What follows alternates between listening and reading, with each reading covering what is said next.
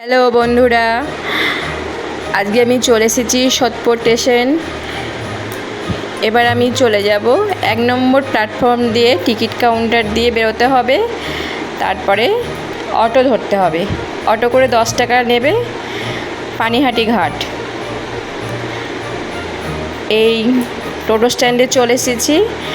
এবার আমরা চাপবো, 10 টাকা ভাড়া নেবে। আমরা পানিহাটি, দণ্ড মহোৎসবতলা আর ইস্কন মন্দির আর শ্রী রাঘব পণ্ডিত সিপাট, আমরা এই তিনটে আপনাদের এখানে ঘুরে দেখাবো। চলে এসেছি, এটা পানিহাটি ঘাট। এই পানিহাটি ঘাটের বিশাল একটা মাহাত্ম্য আছে। এই যে বটবৃক্ষতলা দেখছেন, এখানে পুরী যাওয়ার পথে মানে শ্রী চৈতন্যদেব এখানে এসে বিশ্রাম করেছিলেন। আর নিত্যানন্দ প্রভু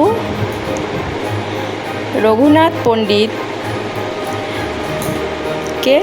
তিনি দণ্ড দিয়েছিলেন যে আমার সব ভক্তবৃন্দদের দধি চিড়ে খাওয়াতে হবে।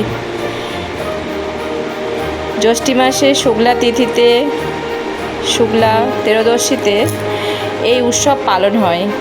এই বছরে পড়েছে 20শে জুন।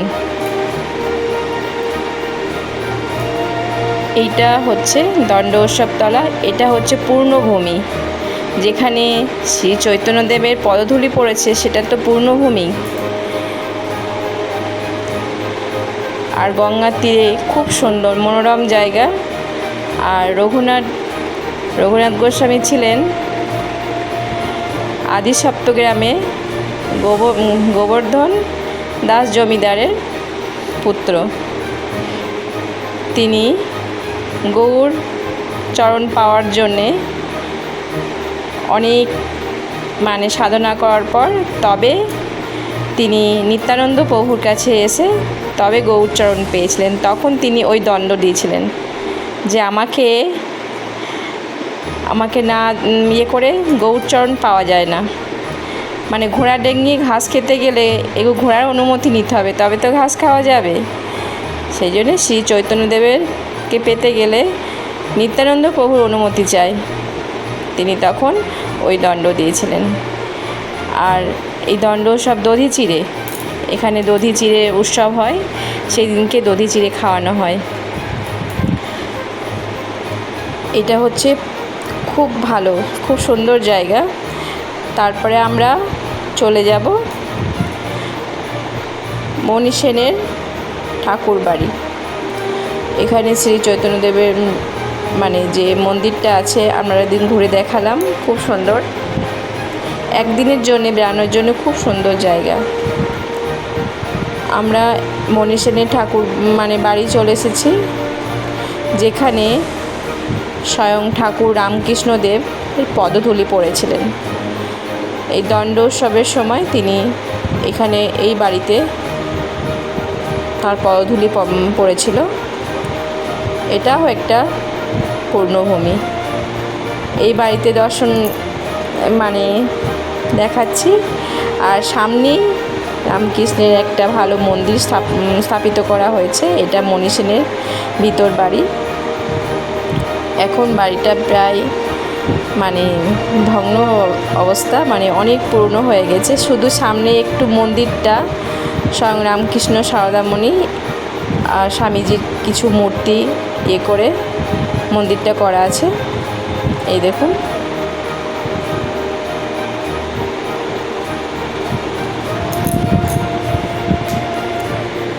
রামকৃষ্ণদেবের নিত্য পুজো হয় এখানে।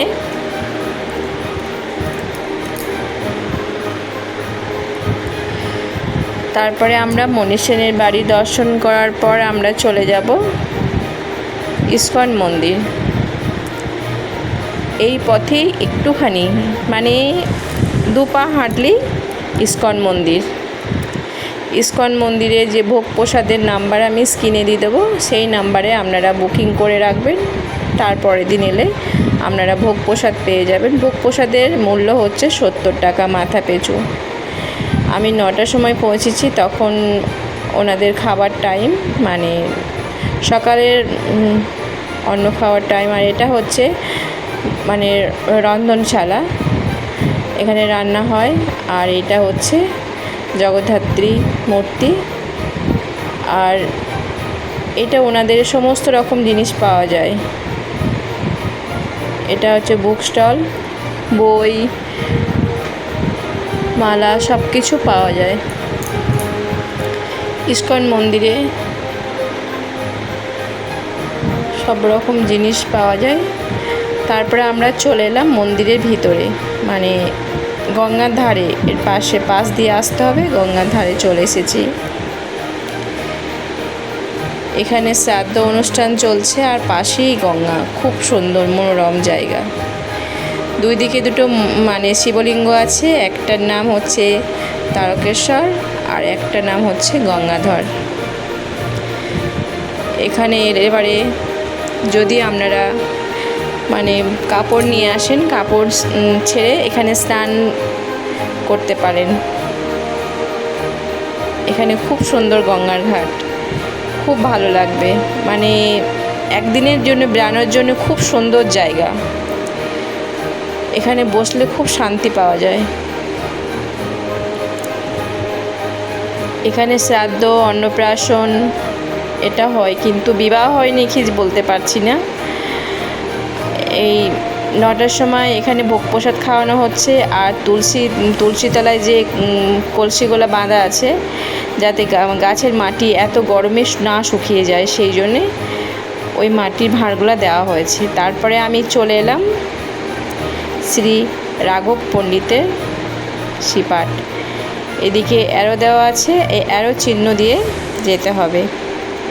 এই দেখুন, এইটা হচ্ছে মেন গেট। এবার এই গেটে আমরা প্রবেশ করব।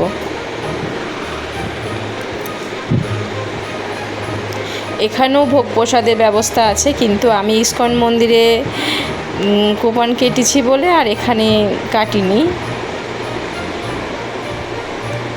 আমরা মন্দিরে ভেতরে প্রবেশ করছি।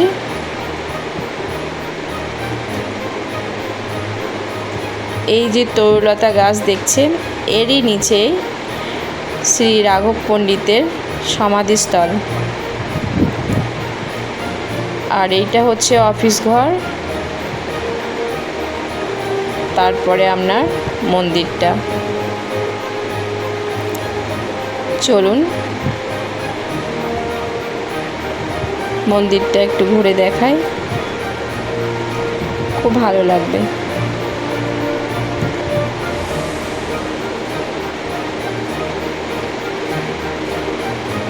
আমার ভিডিওটা যদি ভালো লাগে লাইক করবেন, শেয়ার করবেন, সাবস্ক্রাইব করবেন। আপনারা যত সাবস্ক্রাইব করবেন আমি তত নতুন নতুন ভিডিও নিয়ে আসবো আপনাদের কাছে। আমার তত উৎসাহ আমি পাবো, ভীষণ ভালো লাগবে। এইটা হচ্ছে মাধবীকুঞ্জে শ্রী রাঘব পণ্ডিতের সমাধিকুঞ্জ।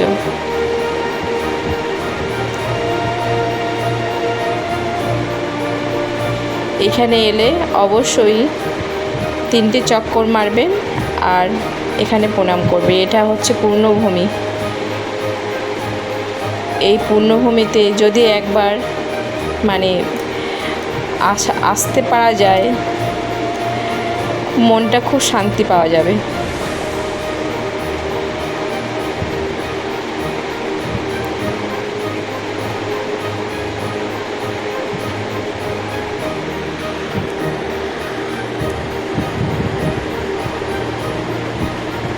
তারপরে আমরা চলে এলাম যে মন্দিরের ভিতরে রাধাকৃষ্ণের মূর্তি আছে।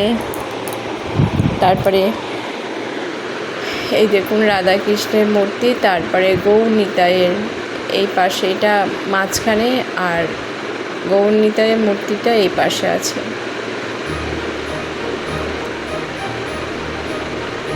এটা প্রণামী বাক্স, এটাও রাধাকৃষ্ণের মূর্তি।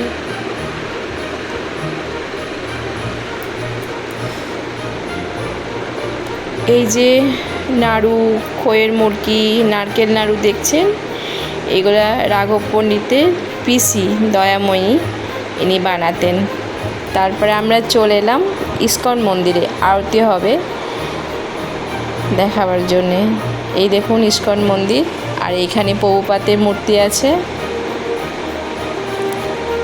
শিল প্রভুপাদ, যিনি ইস্কন মন্দিরের প্রতিষ্ঠাতা।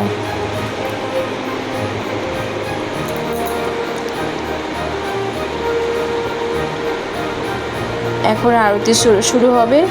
আমি কিছুটা আরতি আপনাদের দেখাবো, তারপরে প্রসাদ বিতরণ হবে। আমি সব কিছুই আপনাদের সঙ্গে শেয়ার করব। আর এখানে স্বয়ং রাধারানীর পুজো হয় না, এখানে গৌর নিতাইয়ের পুজো হয় এই ইস্কন মন্দিরে। এটা গৌর নিতাইয়ের মূর্তি।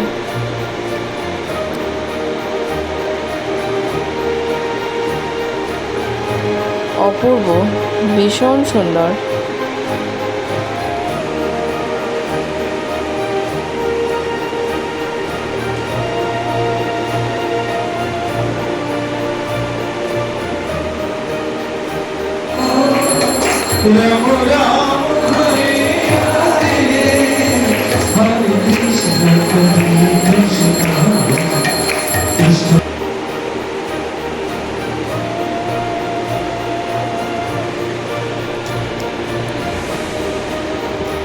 আরতি হয়ে গেছে, এবার আমরা প্রসাদ কক্ষে চলে এসেছি। প্রসাদ বিতরণ হচ্ছে।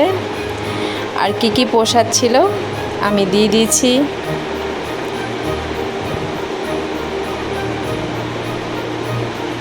আজকের মতো বিদায় নিচ্ছি, ফিরে আসবো পরের ভিডিওতে। সমাপ্ত।